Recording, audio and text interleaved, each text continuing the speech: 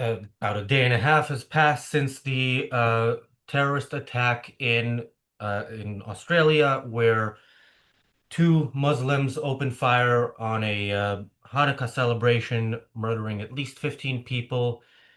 So a day and a half is a long time. It gives people time to to come up with their responses, their theories. Of course, there's Palestinianism.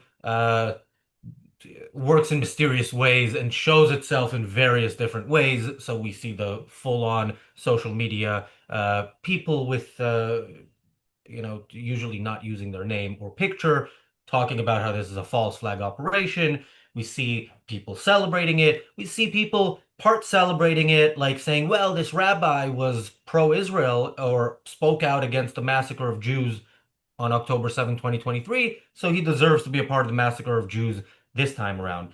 Then we see responses like what we've seen from some politicians in Australia. That's going to be some of what we talk about today. We're going to be talking about generally the fallout over the last day and a half. Welcome to the reality show. I'm Razi Ginsburg. I'm joined by Marco and Richard, and returning after a long time, Morgan. Morgan, I was hoping when you come back on the show, it'll be something like, how Israel won and how anti-Semitism is no longer a thing. But that's, maybe that will happen, but that's not what's happening right now. Yeah, you moved to Australia a few months ago. So yeah, your initial thoughts, and we'll get more specific as the show goes along. Well, it's nice to be back and it's nice to see you all. As you imply, I wish it were for happier reasons. Um, well, it is shocking, really. I'm still reasonably fresh here. The day that it happened, I was out with my housemates. We'd gone for a drink in the local pub, and they're, as it happens, both Jewish. One of whom who's just moved here from Sydney. Um, and I noticed on my phone I get a notification from a news website called The Australian, and it says mass shooting in progress in Sydney. And I show it to my friends, and it was quite interesting their initial reaction because it was one, I think, broadly along the lines of trauma. I'm not exactly a psychologist able to diagnose that, but there was something all too kind of expected and familiar about the way they kind of expressed distress and grief and immediately started calling friends and family, checking that everyone was okay.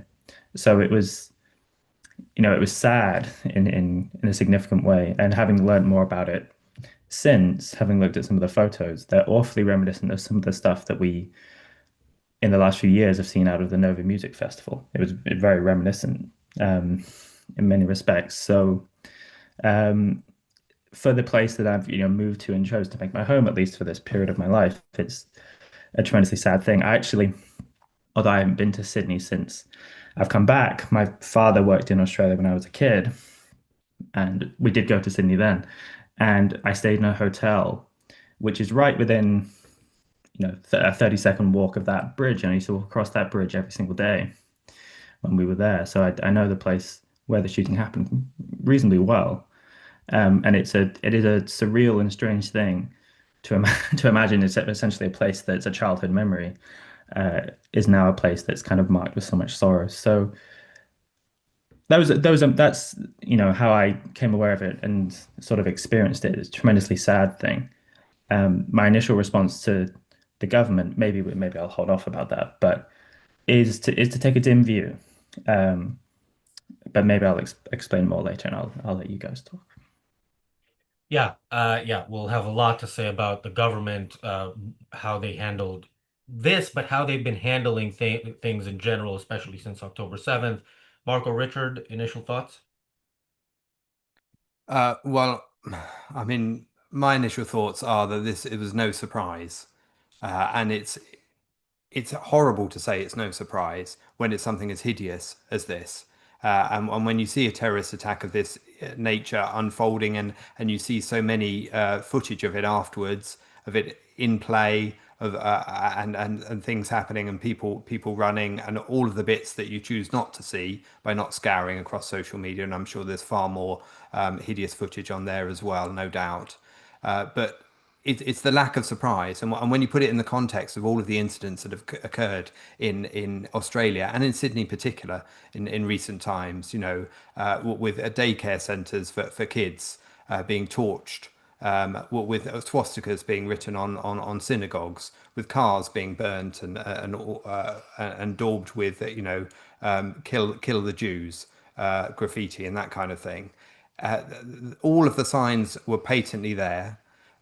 All of the other things which go along with it, including all of the protests. Think of the Sydney Harbour Bridge with 90,000 people only a few months ago. And the fact that Australia came out for a Palestinian state at the same time as the UK did when we together with Canada, when the three nations did it together. All of that is all linked to this, and it is all linked to this hideous globalize the Intifada call, which again saw, and we saw an elderly woman coming out at the vigil, because of course there's always an opportunity to make a political point at vigils when Jews are murdered. And this particular woman, she came out saying, remove that Israeli flag, depoliticize this event, while wearing a keffiyeh herself, and she was escorted away from it. And that's within hours of the actual hideous nature of the event itself. So there is no lesson learned by those who cheer for Palestinianism and hold up placards on Sydney Harbour Bridge when mere months later you see an event like this that comes as no surprise, but is a terrible shock to see it unfurl and to see the fact that people didn't put plans in place to make people safe and of course to call out the cause more thoroughly, more permanently, more constantly, not just in Australia but across the world, because it'll be here soon enough again, as it was in Manchester not so long ago. It is unspeakable that in nearly 2026 we are accepting this kind of anti-Jewish events as something predictable. As Richard pointed out, you could have bet money on the fact that some Islamic fool would have tried to kill Jews during a celebration, because the Islamists don't like people celebrating. Islamists celebrate death. So every time there are, especially Jewish people, celebrating anything, they will try and attack them. It happened at Nova, happened during the October the 7th itself, was a bank holiday, and it's happened again. I mean, it wouldn't have taken much intelligence to work out that that particular event would have been a risk, especially given the amount of anti-Semitism and the episodes we've seen in Australia in the last few years. But what really sticks in my craw is the reaction of our so-called leaders in the West, including Albanese, of course. They do some assaults in order not to name what the cause is, and the cause is Islam. I mean, soon here in Britain, the next couple of days, we'll have blasphemy laws thrusted upon us. So this is probably the last chance I have to say this, that Islam has been confirmed again as an incompatible philosophy in the West. Islam is the terminal cancer which is killing Western society. It's incompatible with freedom, it's incompatible with women's rights, gender rights, it's incompatible with LGBT whatever letters. It's incompatible with peace, it's incompatible with democracy. And unless it gets some sort of reform, some sort of turning down of its genocidal nature, it will never be able to integrate in our culture. And we've seen how we are totally unable to stand up to it, to stand up to the culture which effectively has in its own core the killing or enslavement of infidel, and specifically the destruction of the Jewish people. Unless they accept the fact that this is something shouldn't be taught to the children, and therefore a culture should get rid of this kind of core genocidal hate, which is hidden in plain sight in the literature. these things will happen over and over and over again. And in fact, we've seen with the kind of invasion that we've been witnessing the last few months, that it's our future. This is our future. We either capitulate or we're going to be slaughtered one by one. Yeah. Thank you, PC, for the super chat. PC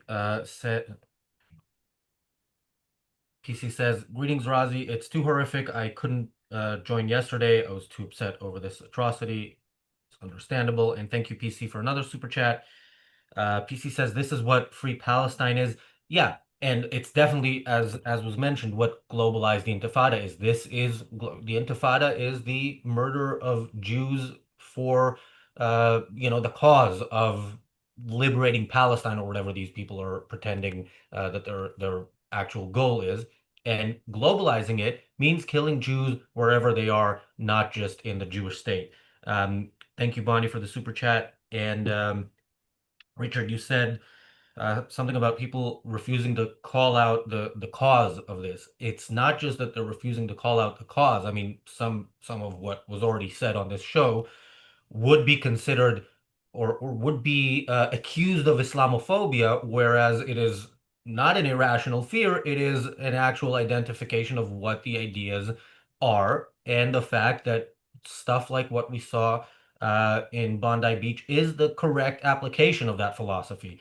Uh, but furthermore, the Prime Minister of Australia, we talked yesterday about how Israel's Prime Minister Netanyahu said that he had sent a letter to Prime Minister Albanese, warning him about how his support for terrorism is encouraging people like this and actions like this. We talked about how the Mossad warned Australian authorities very recently.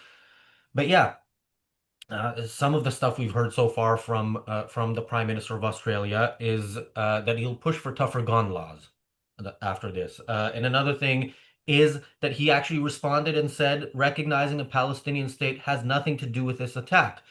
Of course, it has everything to do with this attack. When you say, okay, this terrorist atrocity, following this terrorist atrocity, October 7th, I'm going to recognize the demands, the thing that these terrorists say was their demand when they committed that atrocity. You are encouraging future attacks. And so yesterday's attack is in a sense, the success of Prime Minister Albanese's policy. And yeah, he doesn't just not uh, call out the cause. He is part of the cause. Morgan.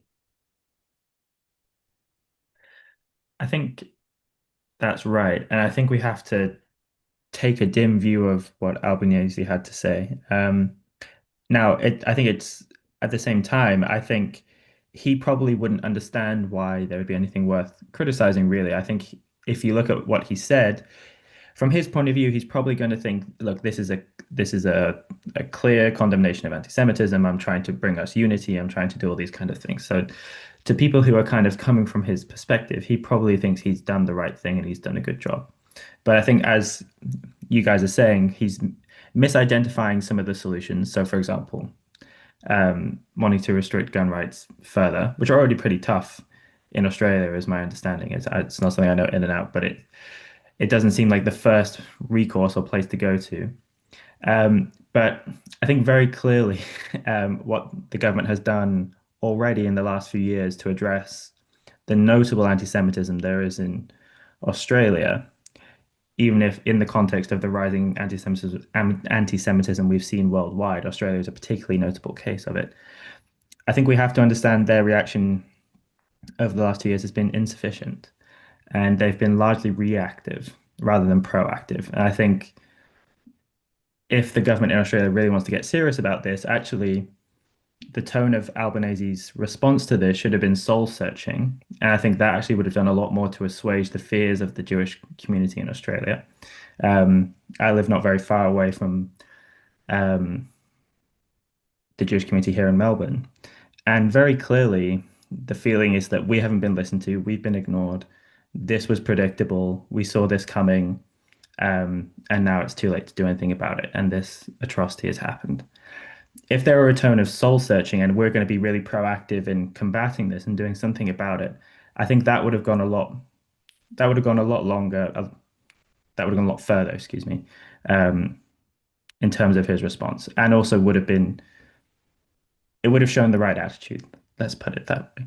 Whereas I think he has almost, I don't know what to put it, institutional blinders, groupthink. I don't know. There's something where they can't see the solution to the problem because of the premises they're coming at it from, is what I suspect is going on.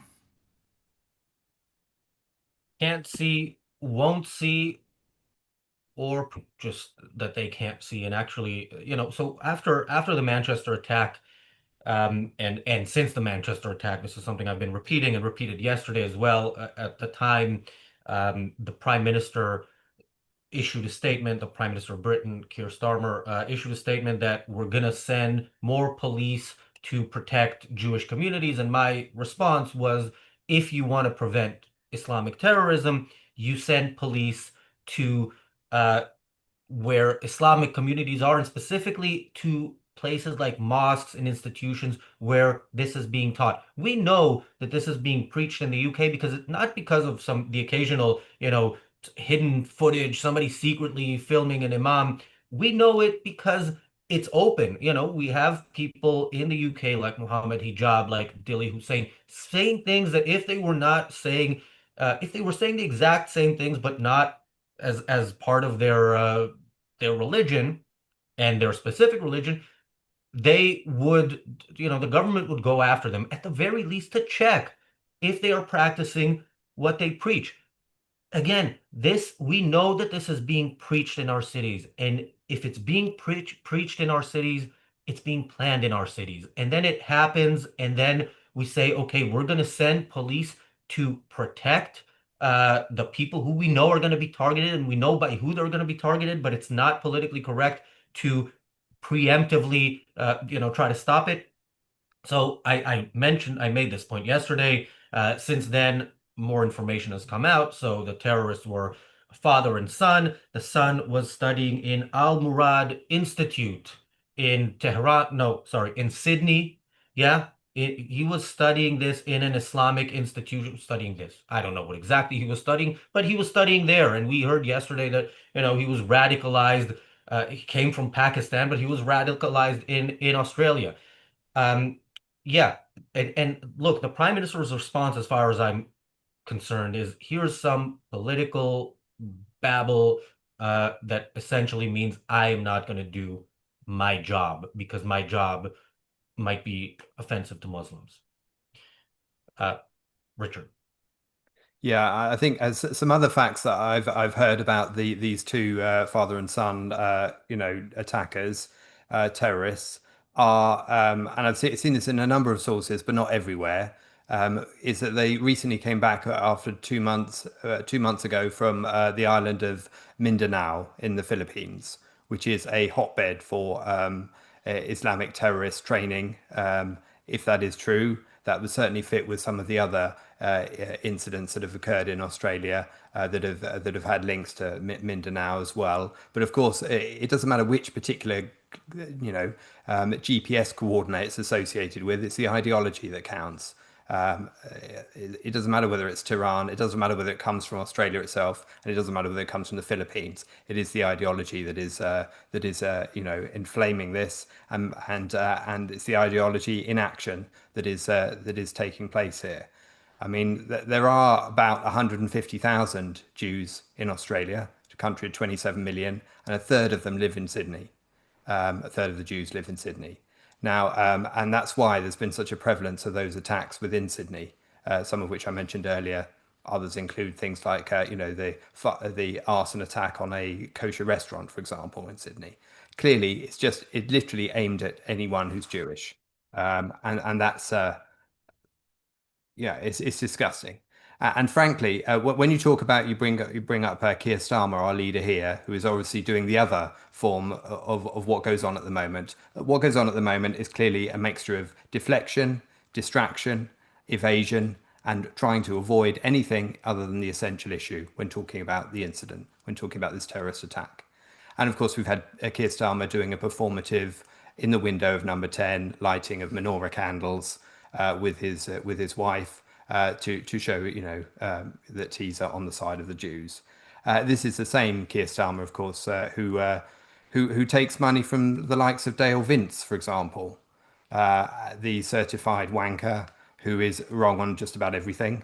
And he's the green energy tycoon who's given £5.5 million to Labour since 2020, has been wearing a keffiyeh constantly for the last few years.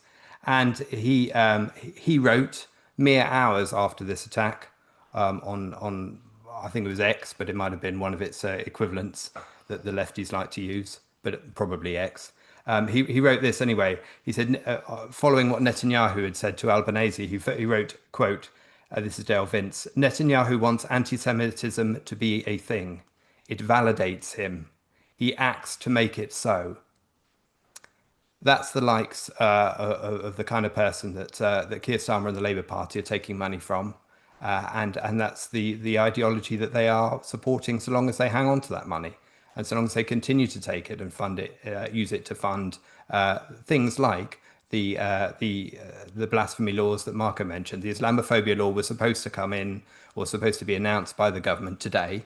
But just like the lighting of the menorah, they recognise that coming out with an Islamophobia definition the day after the attack would not go down well. So they've postponed it by a few days. But that's the concession, to postpone it by a few days, not to change anything, not to adjust anything, but to ultimately it'll be a double down on the same "you cannot criticize Islam" mentality, which has led to these attacks in the first place. Yeah, and then the problem of Albanese's reaction is that it could have been anyone else's reaction in the West, to be honest. We know that there's going to be another event like this occurring at some point, if anything else, because today another attack was effectively stopped in the United States, in Los Angeles. There was something planned to attack Jews. The other day in Germany, there was another ISIS plot to attack a Christmas event that was folded as well. So these things keep occurring, and probably the Islamists are doubling down because they know that the gutless, spineless leaders in the West do not have the balls to actually condemn and come away from their stupid mentality, this dream of multiculturalism, this dream of lots of cultures living together in a harmony. Well, this is never going to work. They are doubling down on the stupid failed dream, even if it's been proven it's a failed dream, because there is no integration with people who decided to destroy one part of the population. So they come up with all sorts of excuses in order to shield the Islamic culture, shield the Muslim people. And of course, not every Muslim people will go down the route of hurting another human being. We've seen a Muslim people trying to stop one of the attackers, because luckily, despite the religions being so incredibly vicious and genocidal, not everyone follows it to the letter. Only Islamists, we call Islamists the people who actually implement the teachings of the Qurans. They go out their way to kill Jews. But leaders, politicians in the West will never condemn them. And in fact, they try to shield them from criticism by, as we see in the case of Australia, coming up with pointless legislation about making it harder to get a gun. Well, you can kill somebody with a car, you can kill somebody with a knife. So toughening gun laws in the first place is a pointless performative choice that they're doing. They just want to show that they're doing something, but they're not.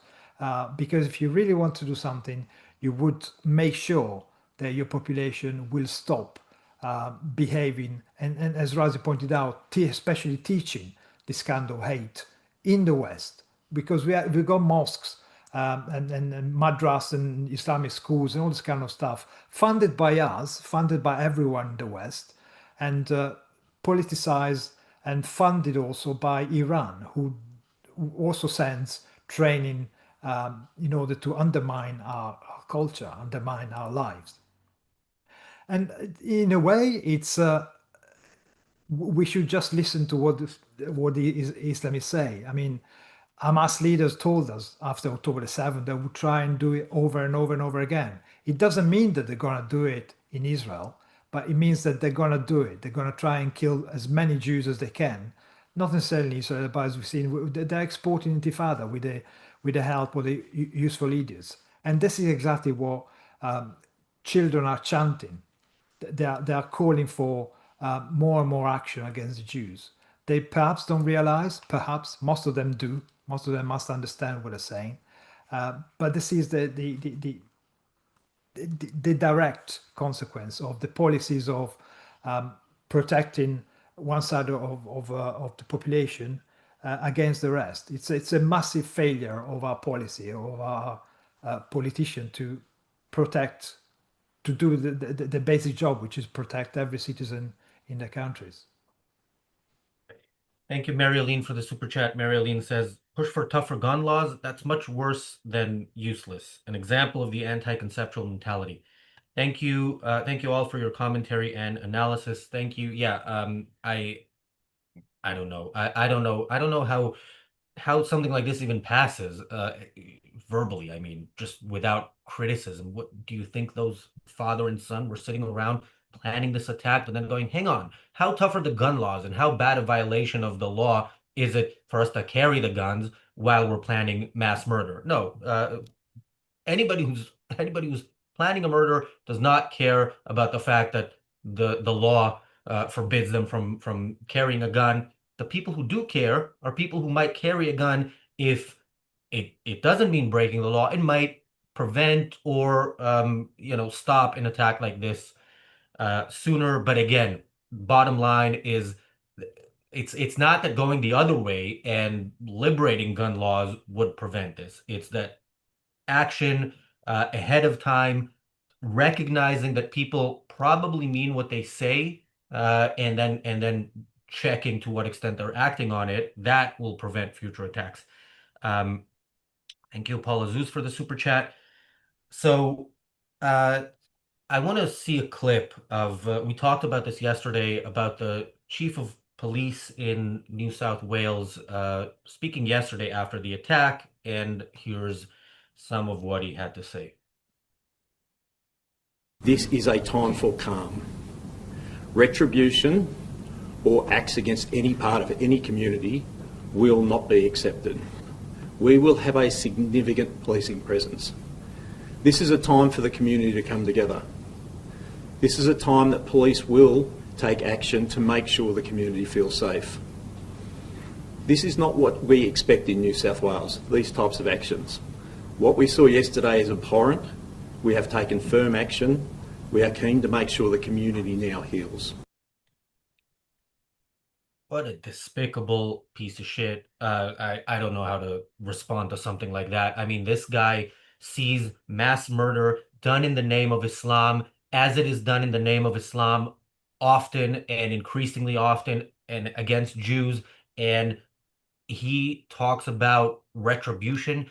Where is this a thing that happens? This is not a thing this is terrorism. That's a thing we're used to, and that's a thing that is your job to prevent. Yeah, Morgan, thoughts on that?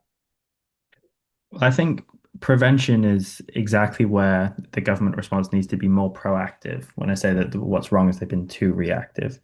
The government can't unshoot you. The government can't unblow you up, even though blowing up. I think there were explosive devices reportedly found in their car, though they weren't used in this case.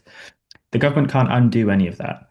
So what the government has to do in regards to these type of events is to prevent them from ever taking place to begin with. And I think in order to do that, I think they should take the recommendation of Nikos on Twitter about this, UK's own Nikos, which is that they invest in hire massively across the intelligence services to infiltrate networks, root this kind of thing out, discover it before it happens. And shockingly, but that shouldn't be shocking at this point, as always seems to be the case in these kind of mass shootings, mass killings. Something that the Australian government confirmed was that I believe it was the son was known to the security services since 2019, and yet nothing was ever done. Now, what's going to have to be done now is this will have to be investigated. Was this a failure of the security services to catch him before he did this, given that they knew of him? Um, did they know enough at the time to do something about this, or was this too, did they not know enough at the time to do anything about it? But clearly, he was doing things where this could have been caught. And if it's a lack of manpower in order to prevent it, then they need to hire more and they need to do more prevention. Because again, they can't unshoot you once you've been shot. So that's what I think being more proactive would look like. Richard. Yeah, I totally agree with what Morgan just said there. I also know that that can sometimes be used out of context as yet another distraction, isn't it? Sometimes the security services should have stopped this is used to talk about that instead of talking about the ideology behind it. Now, obviously, I know you're not doing that, Morgan, and none of us are doing that here. But that is yet again one of the things you see in the wider media when it comes to excusing this, along with all of the standard techniques after one nature of this. Of course, sometimes it's not as clear cut as this one is. So when you find an ISIS flag in the car, black and white ISIS flag in the car of the perpetrators, then people can no longer argue that Islamism is not part of it, or that it's not a terrorist attack at all. It's just a mental health case or some such thing. And of course, in this case, but I've seen all sorts of things floated out there and tried in the course of the articles that I've read covering the events of yesterday. And I think on one of them, for example, was that the son was a bricklayer who was laid off recently by a company that went insolvent. The implication being that it's evil capitalism that makes people go out and murder Jews, not the ideology of Islam. Anything which distracts from the main message, anything which distracts from looking at the essential and making clear what is actually taking place. And of course, that is rife among those who wish to evade. And as Ayn Rand pointed out, the evasion is at the heart of the root of the evil that people do. And it is the supporters and the evaders of the truth when it comes to what the cause is here that are accomplices, at the very least, to what has happened. I mean, we can talk about prevention until we're blue in the face, but the point is that even if they had intelligence, yes, the intelligence of the actual event wasn't perhaps available. Perhaps they didn't know about enough about this guy who then went on to commit the offense. But it doesn't take a genius, as I pointed out earlier on, to work out that an event like that in Sydney would have been open to a higher risk than normal. The Australian police were quite ruthless during the lockdown. People to grabbing citizens, locking them away, making sure they wouldn't step a centimeter beyond the place where they're allowed to stay with.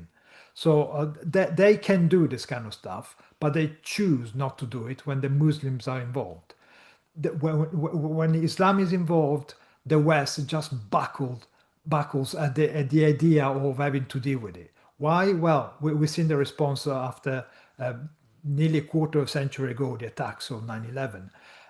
We're seeing what happened here in Britain with the raping gangs. A bunch of Muslims raping white girls because they were white, and they weren't challenged. They're still not challenged. We still haven't got an inquiry running. We still are not looking why the institutions here in Britain were protecting these people. Well, we know why, but we need an inquiry apparently. If the same kind of hate had occurred to the Muslims for the last 2 years, we would be under siege with the army in the streets, making sure people don't think bad thoughts about the Muslims. But it happens to the Jews, so again, less than 100 years later, nobody cares. And the problem is that a society which accepts this kind of hate and violence towards a group is a society which has failed the basic job of society itself, which is protecting individuals that live in the country. This is just incredibly unacceptable. If anything else, because the refusal to tackle this problem, the anti-Semitism we've seen on our streets, is so ingrained in our institution. For example, we've seen here in Britain when the guy who was counter-protesting against the Hamas celebrants was actually called, "I'm sorry, you're too Jewish." It's like, this is victim blaming. Our institutions are blaming the victim because they haven't got the balls to stand up to the bullies. They haven't got the balls to stand up to the people they should stand up with. And if you really want to do any prevention, you don't need intelligence. You just, as Razi pointed out, you walk into madrasas, you walk into mosques, and you pick up the people that we know are spreading hate as we speak. We know are collecting money left, right, and center in order to protect their own and protect people who will go ahead and do more and more this kind of actions. So if there isn't a willing in the institutions in the West to stand up to this kind of hate, no amount of intelligence, no amount of prevention, no amount of police will ever be effective at any point. It's a total failure of our institutions, and failure which is also highlighted, for example, by the headlines on the BBC. We were watching the headlines yesterday as the events were unfolding.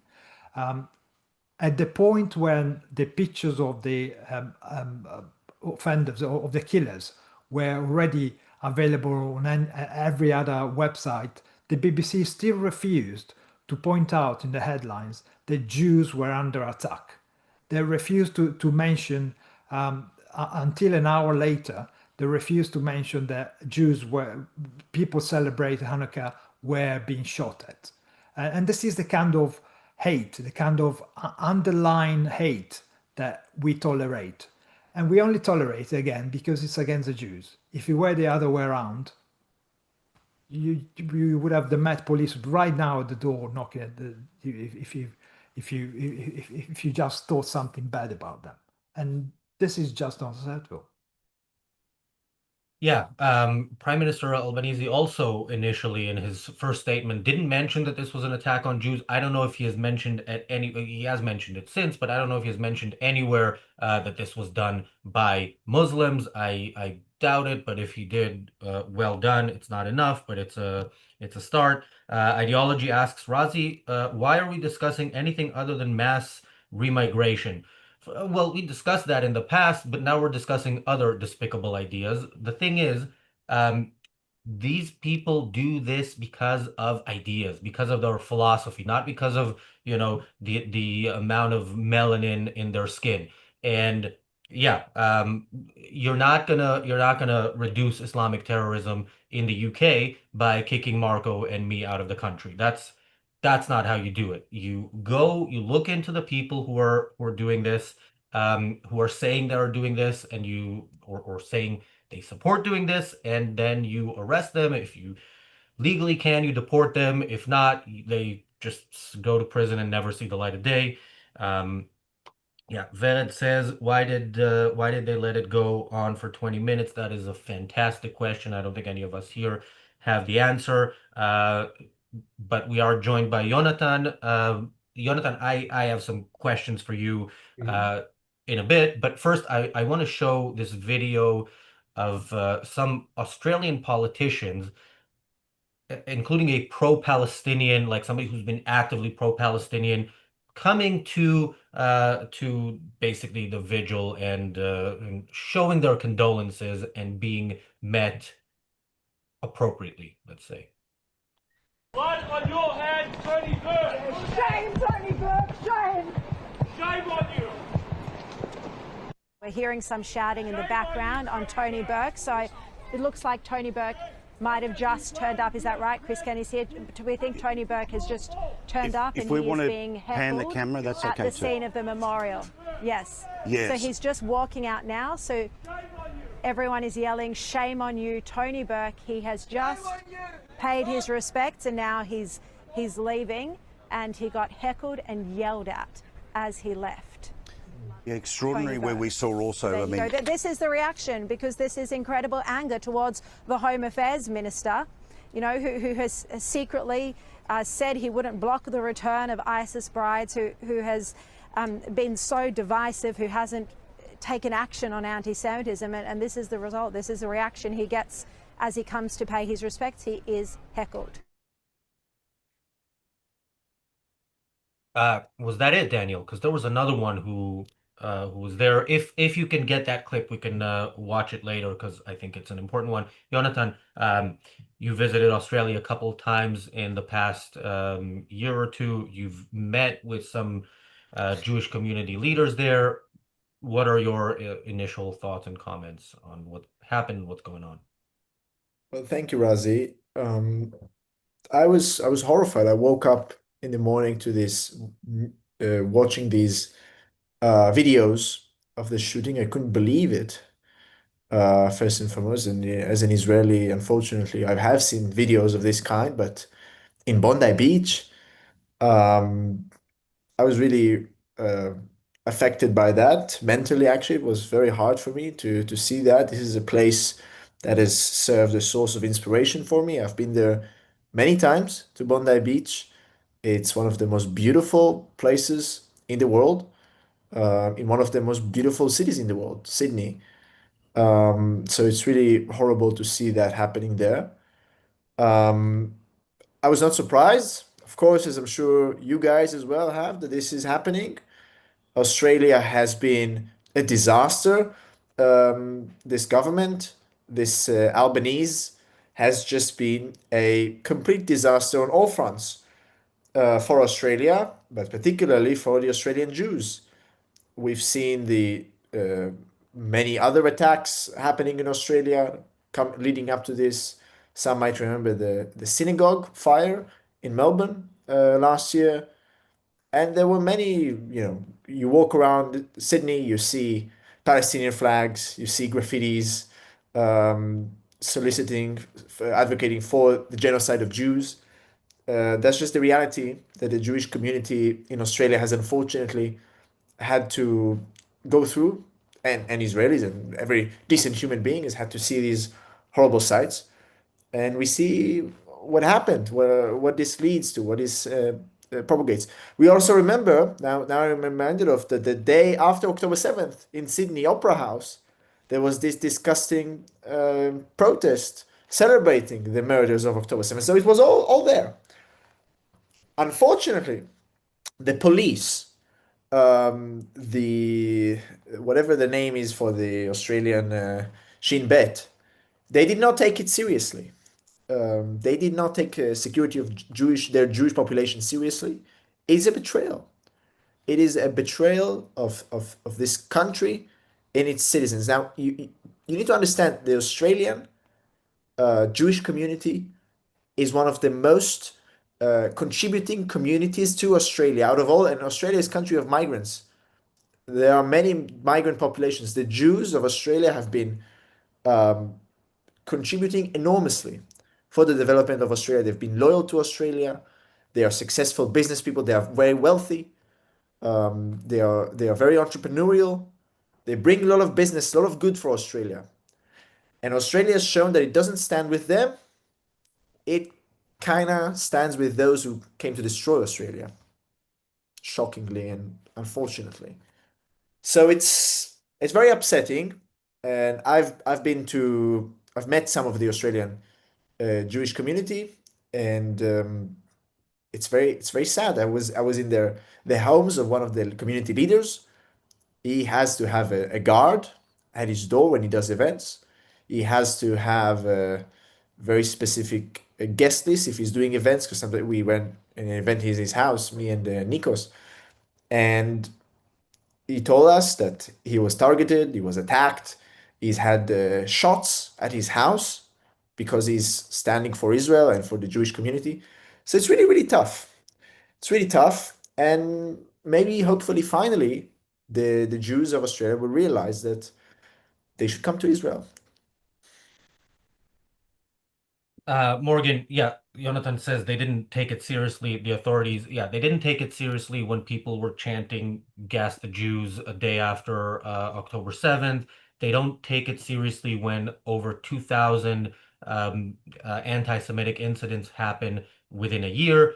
They don't take it seriously when Israel and Israeli authorities alert them, and they don't take it seriously when the Jewish community, including one of the people murdered yesterday, tell them that this is a thing and they should look into it.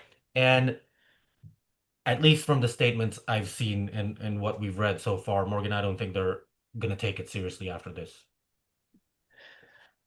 I suppose we don't have any real reason, as you imply, given the existing evidence they've already had, that they should be taken very seriously. We don't have much reason to believe that they will. Perhaps, part of me wants to hope against hope that they will, but that's maybe not a very rational hope. Certainly, as I mentioned before, speaking to my housemates about it, I asked them how they felt this morning, that they'd had a day to reflect and deal with it. And there's a kind of deep lingering anger about it, that they didn't feel believed, that they felt their fears felt minimized. Um, the fire, kind of arson attack on the synagogue, as you mentioned, Jonathan, it's fresh in their minds.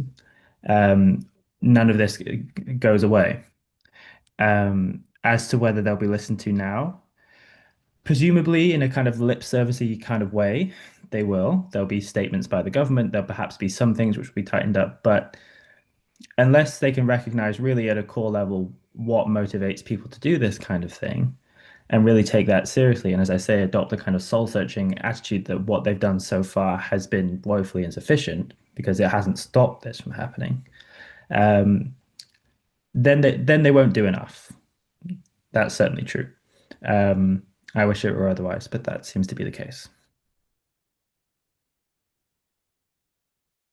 Thank you, Mary-Aline, for the super chat. Mary-Aline says Australia could take all the manpower dedicated to drug law enforcement and retain them to prevent this kind of crime. Yes, it would be great if governments actually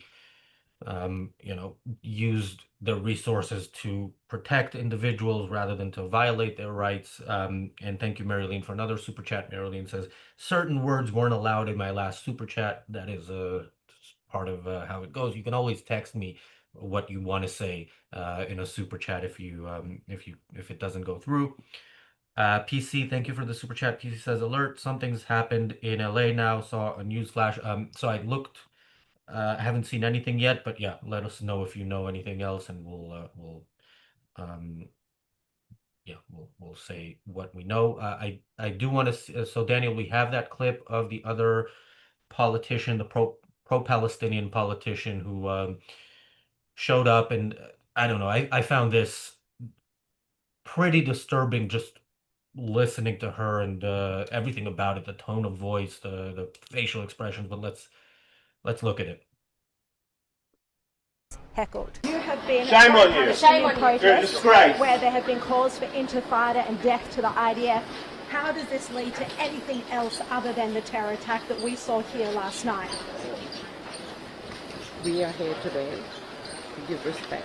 Do you regret being at those pro-Palestinian protests that have only fueled anti-Semitism?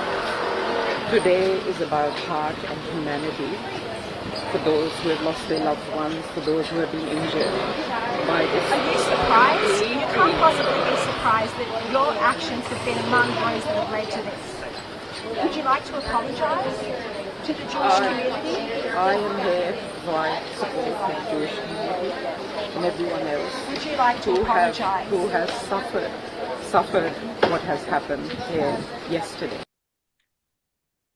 By the way, one of the first things I thought when I saw it for the first time is back to the chief of police of New South Wales, who was talking about retribution. She walked up there, I don't know if that was a security guard behind her, but if it was the one. And she's not like she doesn't look worried about retribution, being somebody who has advocated for this. And yes, if you are a part of a protest where people chant globalize the intifada, you are out on the streets demanding what happened yesterday.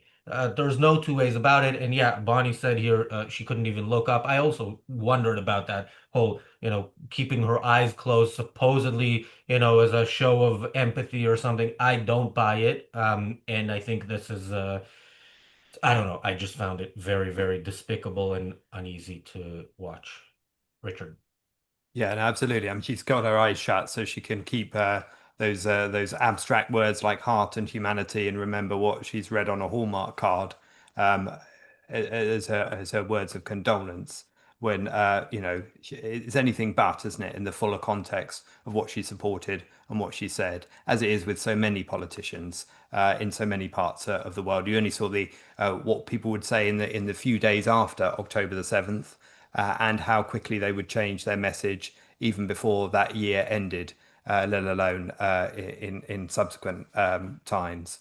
And of course, I mean, you guys referenced the Melbourne arson attack on the synagogue, and of course, that was when there were worshippers inside, Jewish worshippers inside that synagogue. It wasn't like an empty building at night or something. And of course, this evidence that Jews are being attacked has been there constantly, and it has been sadly ignored. And I think that's the tragedy of why we're at the situation we're at now. I don't know what to say about some of the distractions taking place. I mean, one of the clear distractions taking place, and at the same time, of course, it is also an act of heroism, is the act of the guy Ahmed Al Ahmed, who tore the weapon away, risked his own life to remove the weapon from one of the attackers, as many of us have seen on the footage there. And of course, that just like when we mentioned earlier, the security services, the need for them to be on top of everything, those are relevant factors within the wider context, but they don't usurp the wider context. They don't usurp the essential factor at play here. But those that want to put all of that on the front page instead of the cause do want to usurp that main ideology being the factor, and want to make sure that any discussion of it is suppressed and pushed into the periphery. So what we're trying to do here is to bring it into the light, and I think we've done that in the course of this show, certainly. But it's all part of the wider picture. But of course, it's I don't know what to say, quite honestly. Every time you see one of these terrorist attacks, there is a series of techniques which are used always to diminish what is at cause. It can be a focus on the victims with the teddy bears and candles exercise. It can be discussions about coming together. It can be something to do with some very minor incident being blown up out of all proportion, as if there is a big threat to the Islamic community following such an attack. It can be whether it's the heroism, whether it's the security services, whether it's was this really a terrorist attack discussion that goes on endlessly. All of those big distractions, and you can almost predict now. Now you've seen sadly so many of these. You can predict whilst they're happening what is going to be the particular element that is going to be picked out and used to cover the front pages and push any details into the background. I mean, that woman reminds me of that lecturer. I think it was in NYU, Colombia, during the protest, the pro-Hamas protest going on a year and a half ago. She has the same kind of attitude, the same kind of smug smile on her face. And bear in mind, these are the people, they are the be kind people, the people who tell you how to live life, the people who pretend to love everyone, and as long as they're not Jews. That's why the kind of attitude that we see in the major cultural centers, really, the places which are supposed to protect and push a more tolerant culture, actually failing in their jobs. And we've seen this kind of failure over and over again. But these are the kind of pro-Hamas people. These are the people who, disguised as a humanity lover, actually turn out to be just robot, just hate-filled, lifeless corpses who just push the agenda of the Islamists. And unfortunately, they're doing a very good job. Unfortunately, they're running the propaganda machine for on behalf of Hamas, and they are incredibly successful because we know that the lefties are very good at covering each other's ass and create a series of networks in order to spread the most vicious ideas that you ever come across. And then, it's on us to fight back. It's on us to, every time we see this kind of stuff, call them up.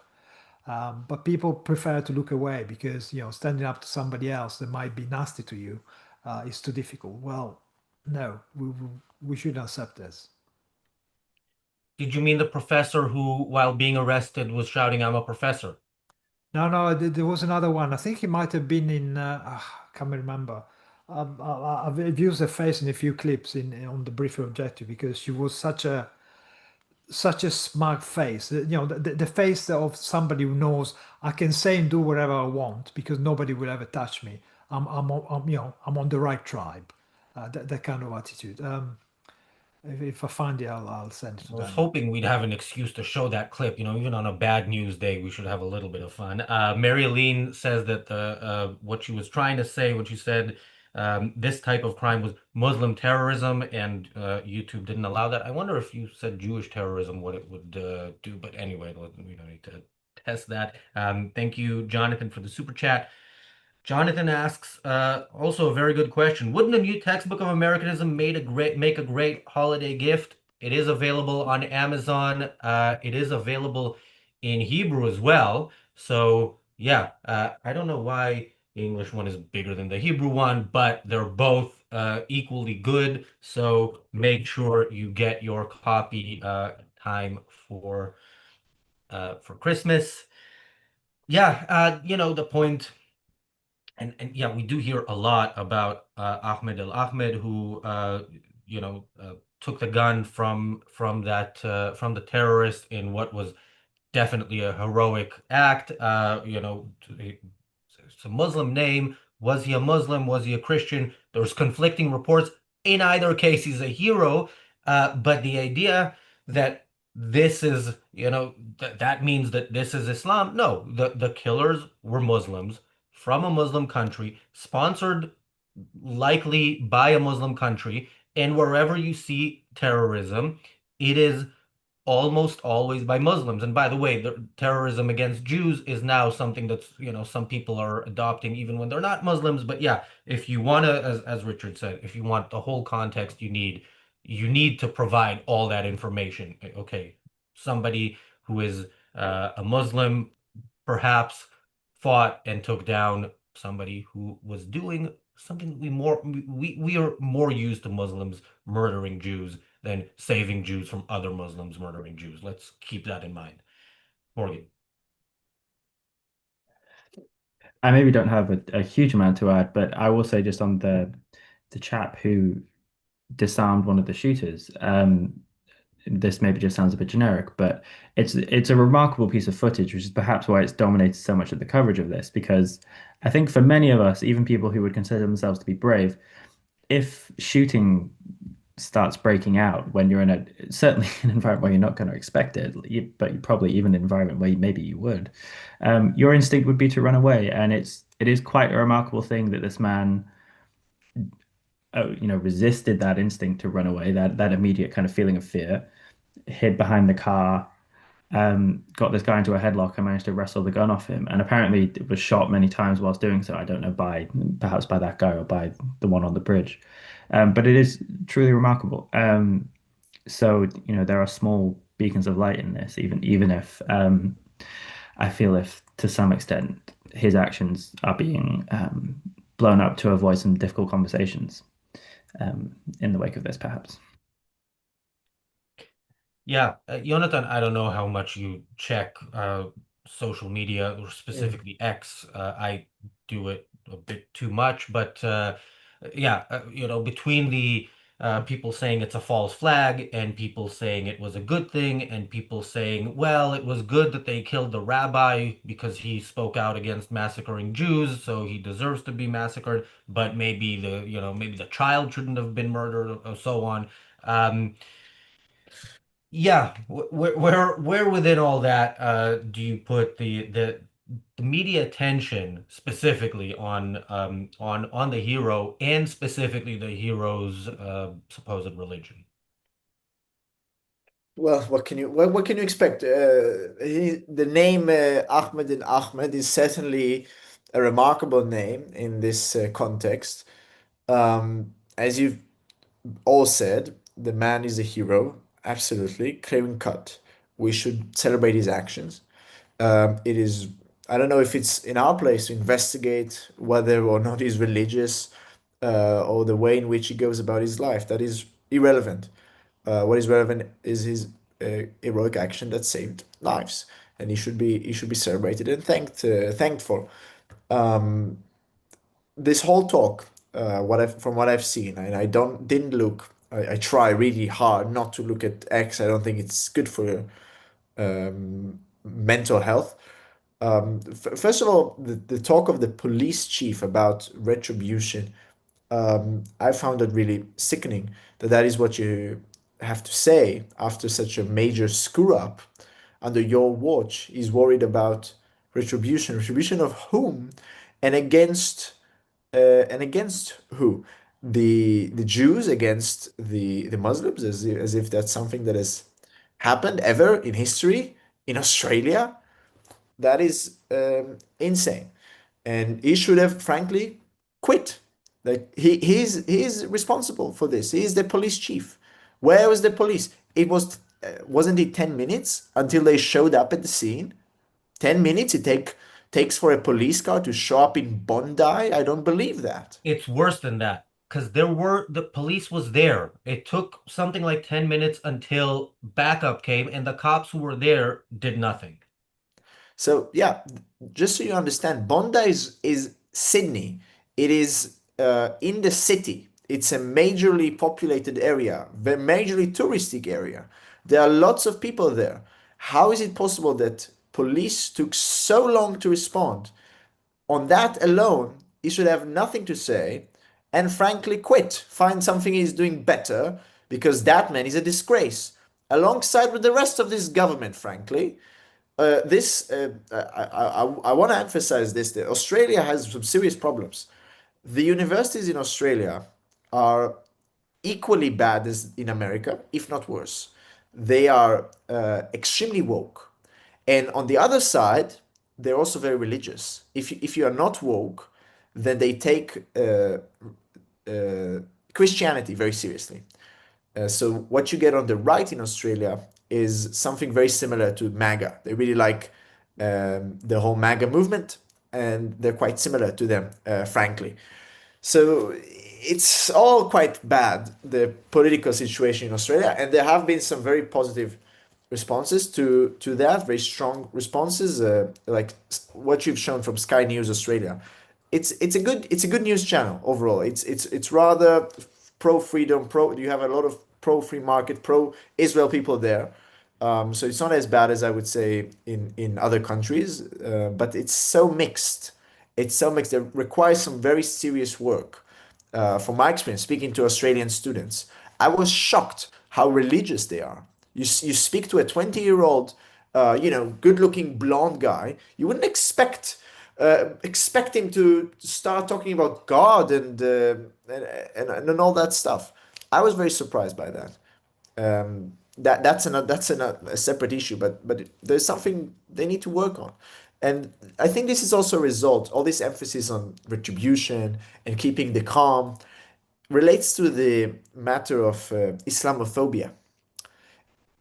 Islamophobia is a word that is there to move the lens from the real issue, which is anti-Semitism, and this is gaslighting the West, Christians, Jews, atheists, whatever, from the real issue, which is anti-Semitism and anti-Christian terrorism as well, as we've seen on Christmas markets and other places.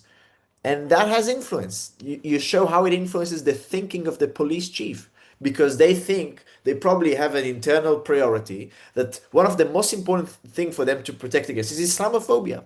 Therefore, naturally, you will have to protect mosques now, and you will have to send police instead of standing next to the Jewish synagogues. They have to stand next to mosques. So probably these Jews will come and blow up a suicide bomber in one of the mosques, as they obviously have done so many times.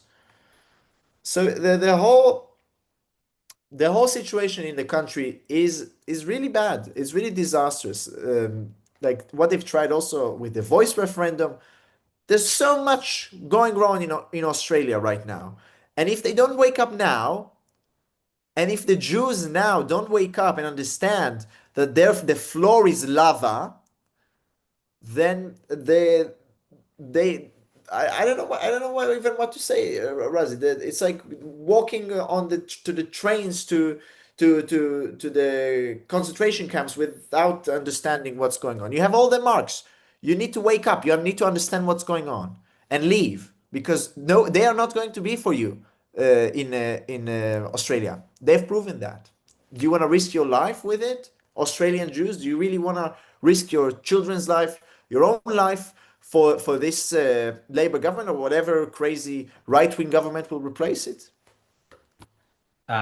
I just want to clarify, if somebody on the channel is talking about some horrible stuff and I'm laughing, it's because Daniel is making some joke here in the Zoom chat that I can't ignore, like how difficult it is for me not to comment on the good-looking blonde comment, but I'm gonna let that pass and go to a different comment from somebody in the chat who said, one of our regular trolls in the chat says, almost no Jew is better than me.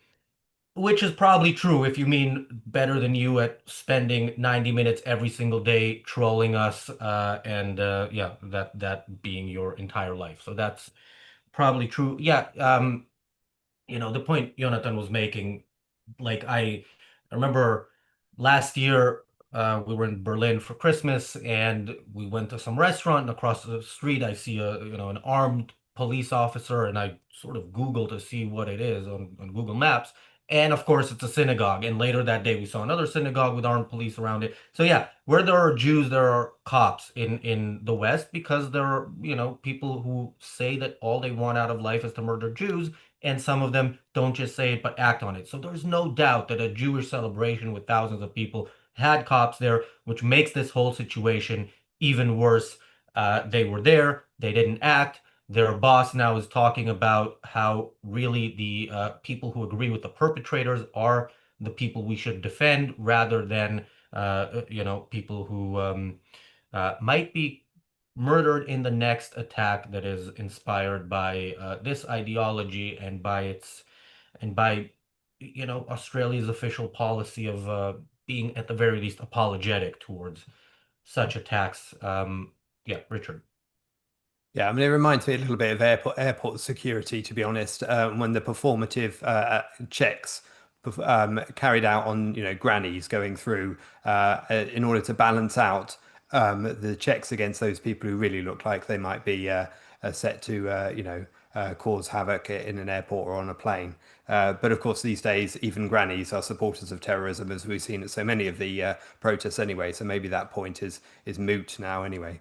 I think one of the points that Jonathan raised there, is true. Is the fact that you cannot move away from this anymore. And the fact that obviously Jews moved to Australia in the wake of Auschwitz and the Holocaust, some 75 years ago, to get as far away as they could from the events taking place in Europe. And of course, there is no running from the anti-Semitism of this ilk. And it has become the case that Israel, despite being a country at war, and it is still at war despite any words like ceasefire, is still probably the safest place for Jews right now. And there is no other country, even in the Western world, even among the so-called J7, the seven countries that with the largest Jewish populations, that don't have massive problems with anti-Semitism and attacks on Jews and their businesses and their livelihoods. And that itself is something that should shame the West everywhere. And of course, it's not doing so.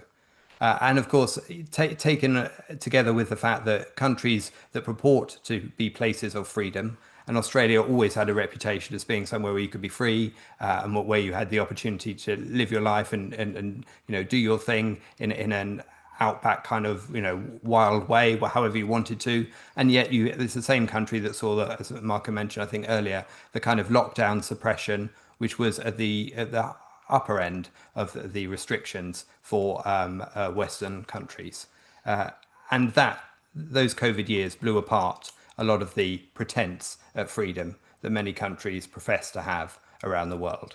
And I think that was quite revealing, and it shows that ideas are really at the heart of how you change anything, because it's the ideas that make anywhere safe to live, make anywhere the country that you should set up your life, your business, your future in.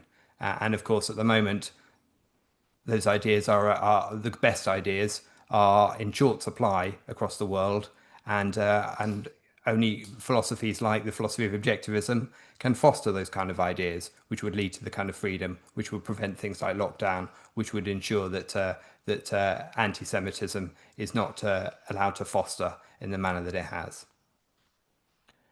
I think earlier on in the year there was an Australian report submitted to the government, which was highlighting a few areas of action against the rise of anti-Jewish sentiment in Australia, and apparently was totally ignored as usual. But it's hard to blame just the Australian government. Unfortunately, it's not just the Australian government that's lacking on this. We've done the same, as I mentioned earlier on, the grooming and raping gangs here in Britain. There were people raising the alert for it, and we still ignore them. We are still ignoring them. Politicians are not actually tackling the problem. And just the reaction of the chief there we've seen earlier on the video, the retribution. I mean, who are you talking about? You're talking about to Australians. Australians don't go around avenging themselves for a random Muslim. You're talking of Australians, and you would talk about the bunch of savages that has been invading the West in the last few years. I mean, you're not expecting retribution on some innocent group of Muslims from Australians. That's not the kind of cultures we are. We tend to deal with rule of law, and we usually don't have mobs going around like they would go in Iran, or we've seen them in Gaza. Hamas effectively publicly executing the people who were against them during the war with Israel before the ceasefire. I mean, to assume that the civilized society behaves the same way as the people who perpetrate this kind of horrors is effectively showing the contempt that our authorities have towards most of the population, towards us, towards the Western culture. They do not realize that actually our culture is superior to this kind of people, and it's not in our costume to pitchfork and torches against people who are perceived to be the guilty parties. We still can recognize that somebody who commits an offense is a criminal, but we don't blanket apply guilt to anyone else. So these kind of acts of ignoring who the perpetrators are, what the motivations are, and blaming somebody else for it are very really thin. And at some point, people hopefully will realize that we've been lied to, we've been treated like idiots by our politicians, and we should really demand something better. We should demand people who see the problem, want to address it, and name who the enemy is. In this case, Islam. But of course, if you made this kind of statement, you just branded as racist and shut down. Your conversation moves on. We've seen happening, again after 9/11, nearly a quarter of a century ago, where suddenly the people who were responsible for it, the religion of Islam, and the people pushing the view of Islam that is against our society, suddenly, they were the victim. And in fact, it's not a coincidence that, for example, I think it was the Runnymede think Trust. tank here, Trust here in Britain, who actually pushed the definition of the word Islamophobia as such from 97 onwards, and then rolled it out at the first chance that they had. And of course, the fact that the Jews are being hunted again uh, less than 100 years after the Holocaust, it's a sign that our society is going to pot, really. Because as usually the Jews are the canary in the coal mine. You first start with the Jews, you end up with, we've seen in the past what we end up with. And this should be a wake-up call for many, many people. Thank you, Marilyn, for the super chat. Marilyn asks, is keeping calm similar to turning the other cheek? I don't think, I mean, it depends. So, by the way, do you guys know the keep calm and carry on slogan? Is that from World War II? Is that from the Blitz? Yeah. So, yeah, in that context, it definitely makes sense. You're being bombed, and the carry on was, carry on with the efforts to be able to fight back and destroy the enemy, which Britain eventually did. So yeah, it depends. On the other hand, I look at what Ahmed Al-Ahmed did. I don't think I would do that in that situation. We all in our minds are Jack Bauer when it comes to it, but I don't know if it's yeah, it really is amazing what he did, and yeah, that certainly isn't turning the other cheek. Thank you, Wes, for the super chat. Um, yeah, actually, so I don't know the answer to this. Morgan, in Australia, are all cops armed, or is it like in Britain where you only have special special Uh, cops? th- do you know, that's a good question. I'm trying to consciously think if I've paid attention to any police officers I've looked at. I don't think they're all armed. No, I don't think they all are. Okay, that could somewhat explain. Although, why would there be no armed police in such a situation again, where when there are Jews? Um, you would think any police presence there should be armed. This is not like in in just center of London where police. I mean, I think police should be armed anywhere, but if you have only some armed police, that is where you send them. You send them to where people might commit such atrocities. So, yeah, Morgan. By the way, Morgan, I when we started the show, it was dark outside, and I can see it's already morning. Once again, really appreciate you doing this in the middle of the night there. Oh, it's okay. No worries. We're getting towards 6 a.m. So yeah, it's the sun's coming up. Um, I guess what I would say, just reflecting on the things everyone's been saying, is something that I used to say in the podcast we used to do just after October 7th, which was that growing up, or that October 7th had made me reflect on my attitudes growing up, which was, I think, not an uncommon attitude, which was perhaps glibly, it seemed to me that anti-Semitism had kind of been banished to the far fringes of Western society and was a kind of prejudice that was no longer tenable to hold, you know.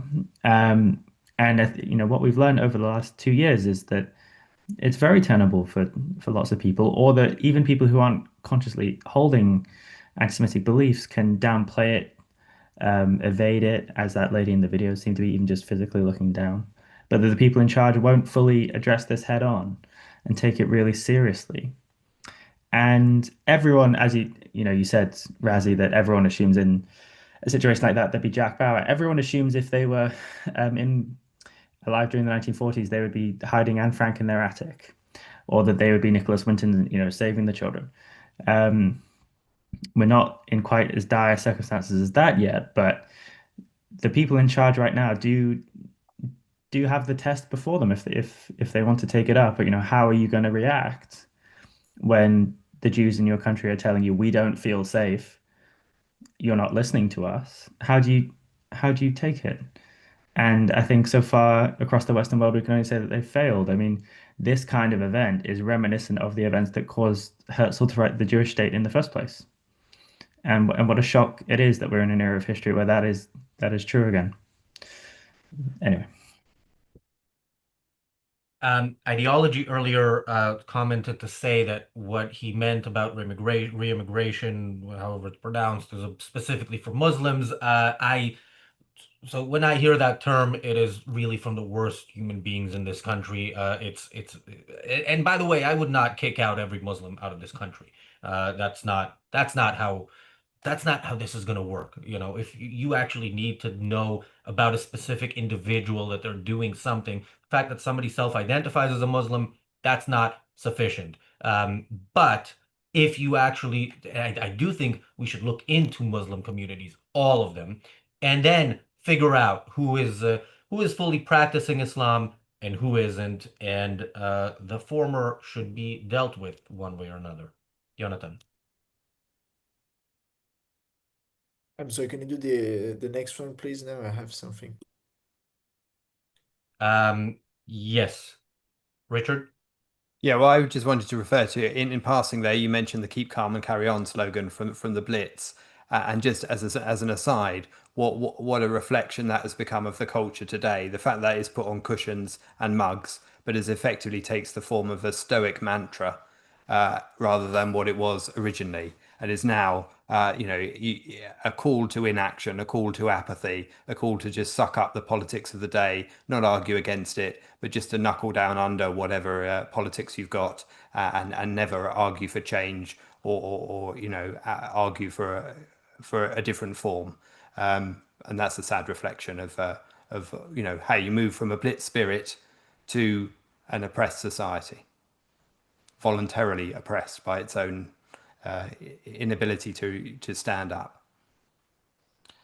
Yeah, and to be honest, we should all do our bit by demanding more from our leader, from our politicians. We shouldn't just go for the first guy who promises you something which we know is uh, totally unfeasible.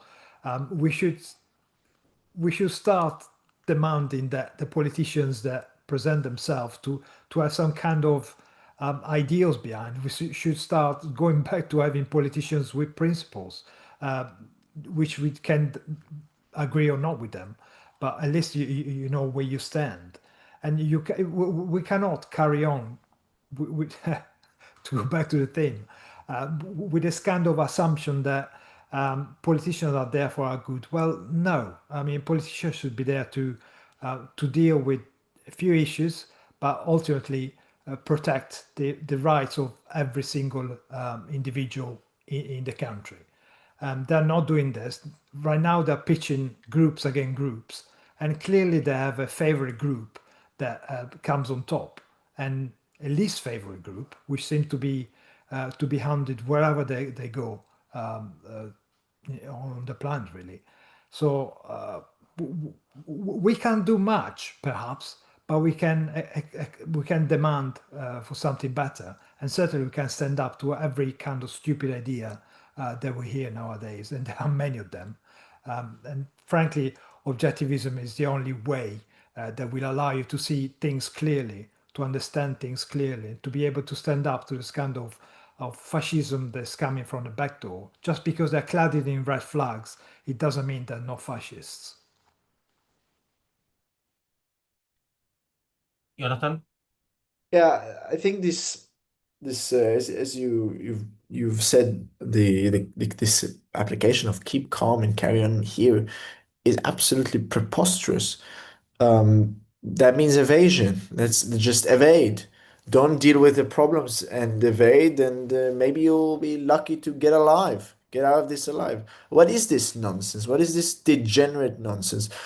The left has to not keep calm. There's nothing calming about um, citizens being brutally massacred on broad daylight on a beach when they celebrate their holiday.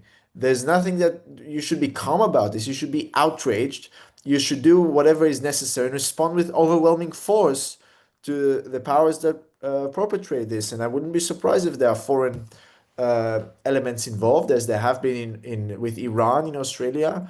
We've already seen Hamas praise this attack, and I wouldn't be surprised they are from Pakistan. I don't know what are the forces behind this, but there's something there. This is a war, and you have to treat it like that, and you have to respond, not just hide in the bunker, but go after the enemy and attack them viciously. They are vicious people. They are evil. They kill.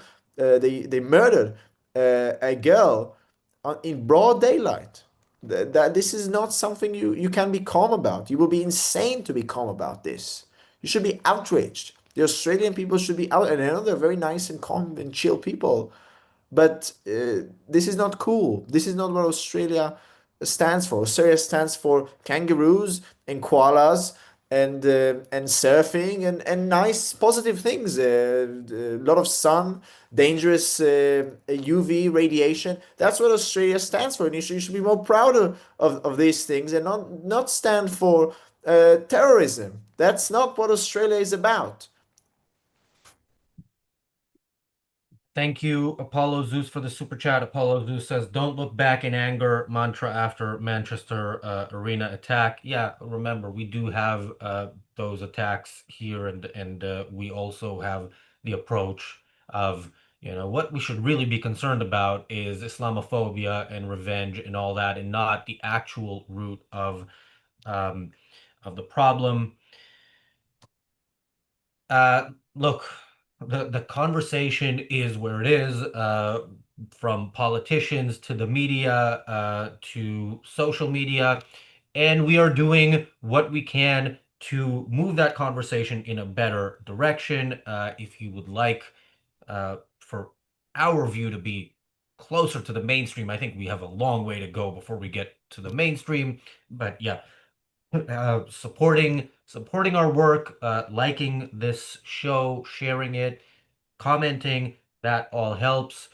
Morgan, parting thoughts. Where can people find more from you and any response to everything Jonathan just said about Australia?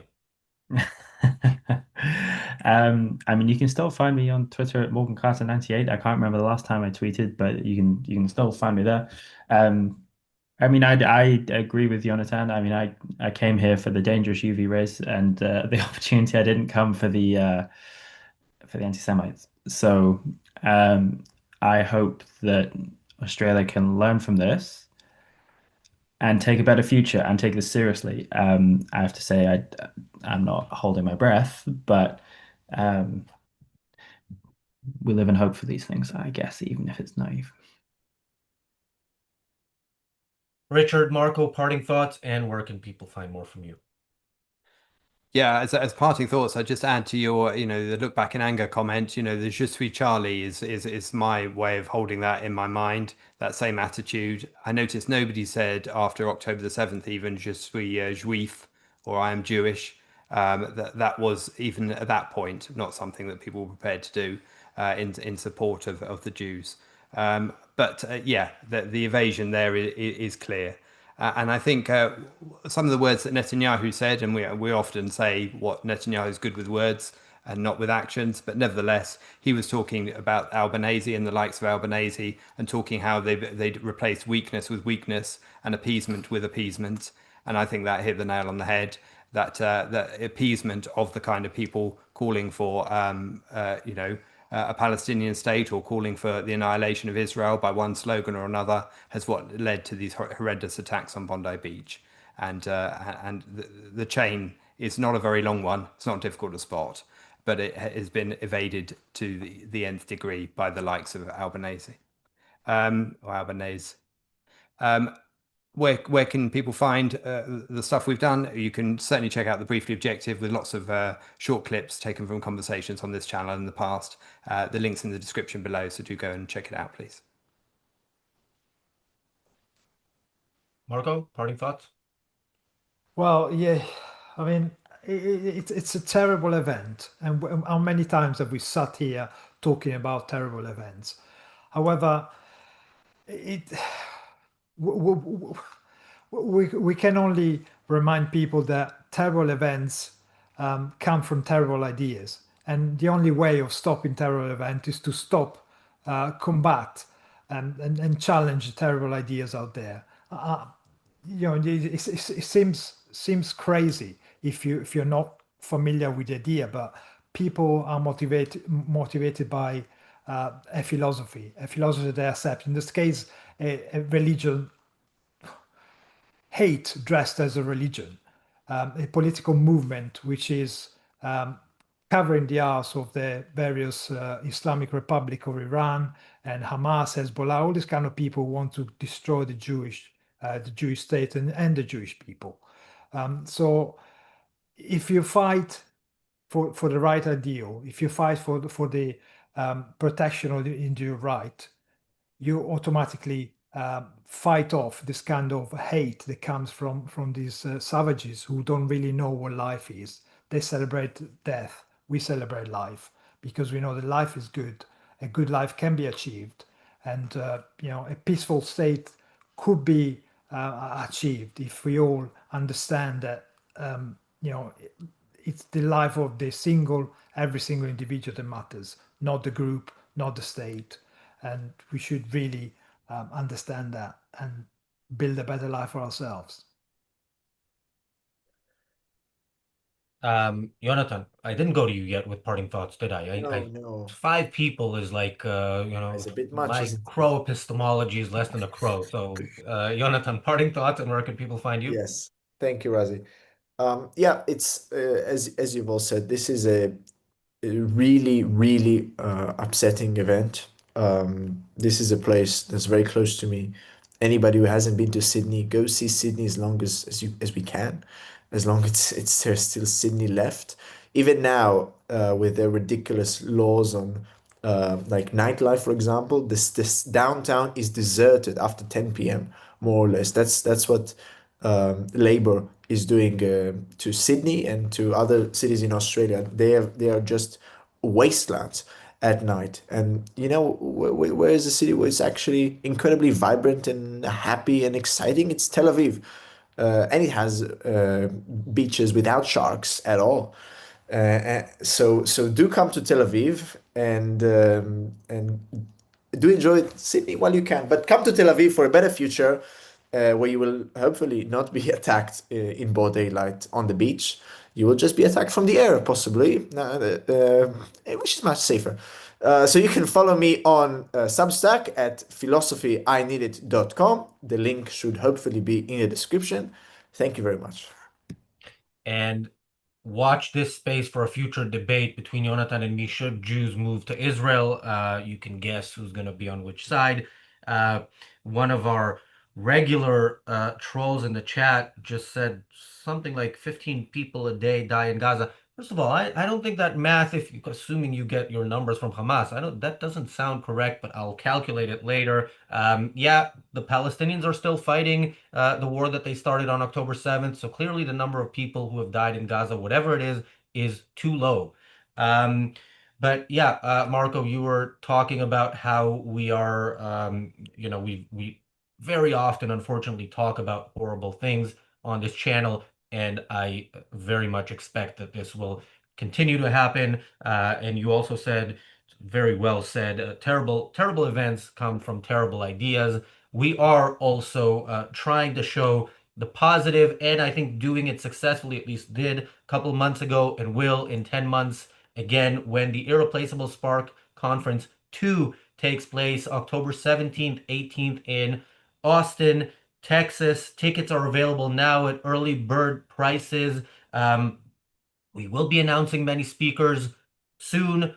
So far, we've announced one, Michael Leibowitz. But Michael Leibowitz, just so you know, if any of the trolls in the chat are planning to sometime around mid-October of next year come out of their mother's basement and try to come at us in Austin, Michael Leibowitz is basically the Ahmed El Ahmed of objectivism. So try your best and see what happens.